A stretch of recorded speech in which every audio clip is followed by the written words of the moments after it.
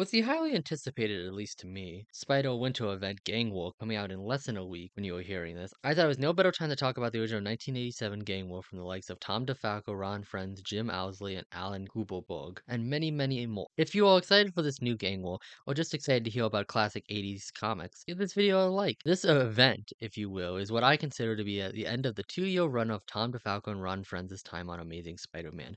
But if you actually look at these issues, you notice very quickly that DeFalco and friends are shuffled out almost immediately. So what happened, and how did this beautiful setup fall flat on its face right before the finish line? Well, strap in because it's time to take a deep dive into the original Gang War. Before we can really dig into the issues themselves, we have to set the players of the real-life events on the table. As mentioned above, Tom DeFalco and Ron Frenz were the creative team on Amazing Spider-Man at the time, and would collaborate together to come up with ideas, characters, etc. Meanwhile, Jim Owsley, now known as Christopher Priest, was a young man who was put as the head of the Spider Office by current editor-in-chief Jim Shooter. I'll talk about Shooter's time at Marvel for a different day, but let's just say it was not a democracy at Marvel at the moment, and Shooter wanted his trains to run on time, if you catch my drift. Anyway, the young hotshot Owsley and the comic veteran Tom DeFalco did not get along at the time, and many arguments occurred about what should be happening with the multiple Spider titles at the time. One of the biggest arguments was with the long-standing mystery of who was the Hobgoblin, created by Roger Stone and John Romita Jr., but the mystery was later handed off to DeFalco and friends after Stone and Romita's departure from the book.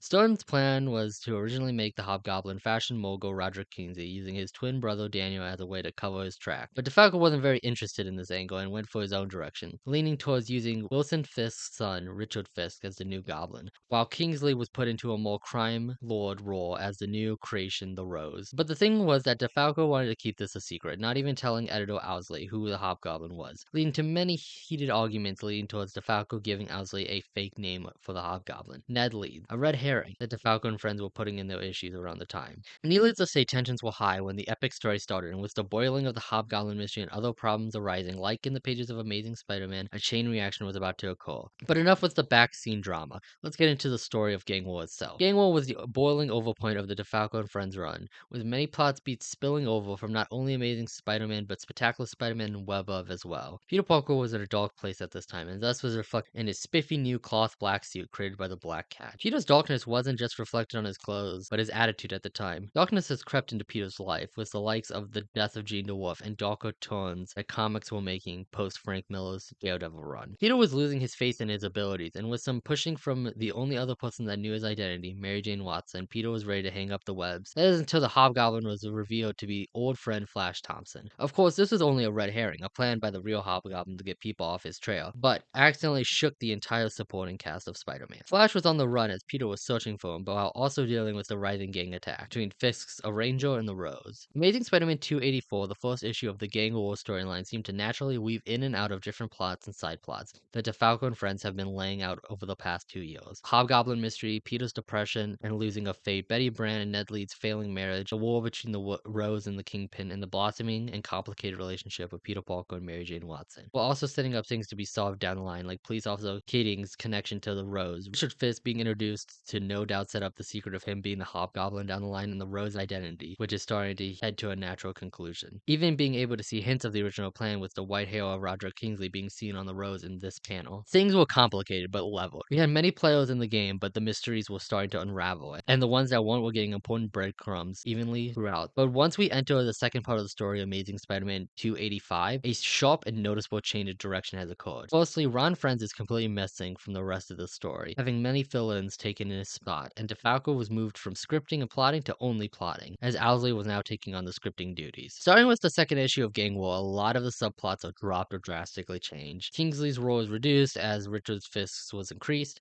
and while the Punisher was set up at the end of the previous issue, we spent a lot of time with him and Spider-Man this issue, while the Rose takes center stage in this Gang War alongside Hobgoblin and Jack-O-Lantern. Issue 2 doesn't have much going on for it. We haven't really fully jumped the shark yet, but we can slowly see the pieces starting to chip away, till we enter Amazing Spider-Man number 286, which completely changed the direction, style, and main focus of the story. Moving away from a lot of the players set up and focusing on one extremely hard, Richard Fisk. This wasn't a surprise when you look at the credits page and see that Owsley is the sole writer on writing duties. You see, around the second part of this story arc, the Falcon friends were fired off the books due to not meeting deadline by Owsley, something that Jim Shooter was strict about. Owsley was now writing his story, abandoning much of what the Falcon friends were setting up for their story, and intentionally changing plot beats to piss off Tom DeFalco.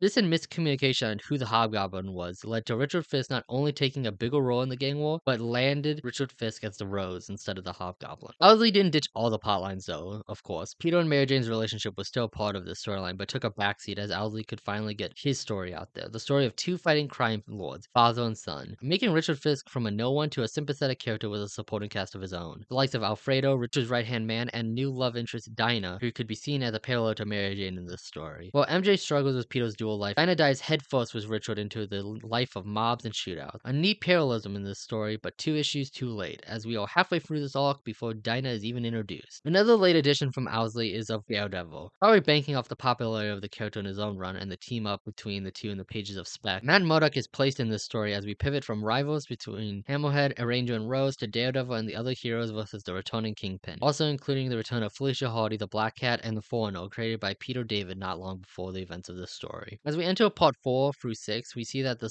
genre of this story has pivoted from noir mob story to an espionage as themes of the ending Cold War is on the Marvel bullpen's mind. Especially Jim Owsley, who has been setting up his upcoming one-shot Spider-Man vs. Wolverine, which would lead to the infamous death of Ned Leeds in the pages of it. Speaking of the Hobgoblin mystery, Owsley was setting up crazy amount of red herrings and such in this department, as the revelation of the Hobgoblin's true identity was only a few issues away, including setting up ace photographer Lance Bannon had something to do with it, while also planting seeds that Ned Leeds and the Hobgoblin were both trying to get information about Soviet spies. This all leads to the formal reintroduction of Wilson Fisk to New York, which Daredevil, Falcon, and a few other heroes were waiting for. Spidey has had enough though, and confronts Fisk, which leads to maybe the most infamous page in this story arc, Daredevil in a fat suit. If there isn't a single reference to this moment in Zeb Wells and John Romita Jr.'s Gang War event, I don't even know what the point is. Anyway, this is all leading to the events of said one-shot Spider-Man vs. Wolverine, as it seems Hobgoblin is going to Europe, trading sides and allying with the Kingpin. As we enter the final issue, Amazing Spider-Man number 288, we see that things are finally unraveling as the war ends with a thud,